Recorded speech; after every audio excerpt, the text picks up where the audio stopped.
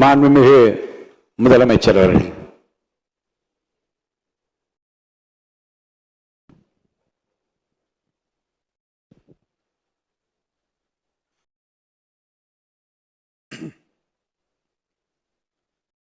மாண்புமிகு பேரவைத் தலைவர் அவர்களே,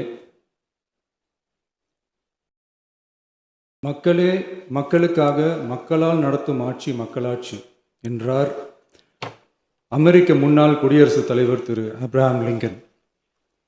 இன்றைக்கு அமைந்துள்ள மக்களாட்சி மலர்வதற்கு மக்களிடம் உள்ள பெரும் எதிர்பார்ப்பு, அவர்களுடைய எதிர்பார்ப்புகளை இப்பேரவையின் கவனத்திற்கு கொண்டு வந்து அதனை செயல்படுத்துவதற்கான திட்டங்களை, சட்டங்களை அமல்படுத்த வேண்டிய பொறுப்பு இப்பேரவைக்கு உள்ளது. அதிகமான மக்கள் அதிக நன்மைகளை இந்த ஆட்சி காலத்தில் நன்மை பெற்றுள்ளார்கள் என்கிற வகையில் நம்முடைய செயல்பாடுகள் அமைய வேண்டும். இங்கே அனைவரும் சமம்.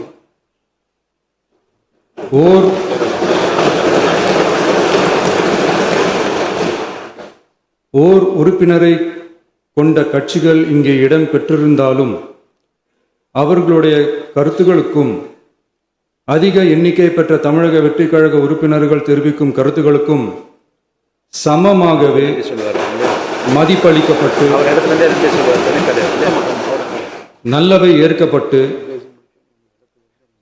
அல்லவை நிராகரிக்கப்பட்டு ஜனநாயகத்தின் இதயமாகவும் மூளையாகவும் இப்பேரவை செயல்பட வேண்டும். அதற்குரிய வகையில் பெருமை வாய்ந்த வரலாற்று சிறப்பு கொண்ட இப்பேரவையை நடத்தி செல்லும் பண்பை பெற்றுள்ளவரையே தமிழக வெற்றிக் கழகம் முன்மொழிந்து தாங்கள் இன்றைக்கு இந்த ஆசனத்தில் அமர்ந்துள்ளீர்கள். மாண்புமிகு பேரவைத் தலைவர் அவர்களே, தாங்கள் பேரவைத் தலைவராக ஒருமனதாக தேர்ந்தெடுக்கப்பட்டுள்ளீர்கள்.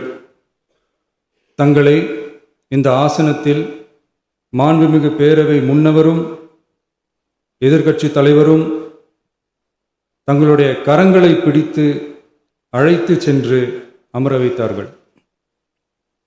இந்த சம்பிரதாயம் எப்படி வந்தது என்று சொன்னால் சுவாரஸ்யமாக இருக்கும். பெரிய வரலாறு சம்பவத்தில் உள்ளது.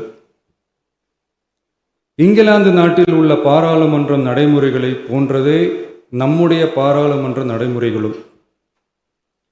மன்னராட்சி இருந்த காலத்திலேயே அங்க பாராளுமன்றம் இயங்கியுள்ளது.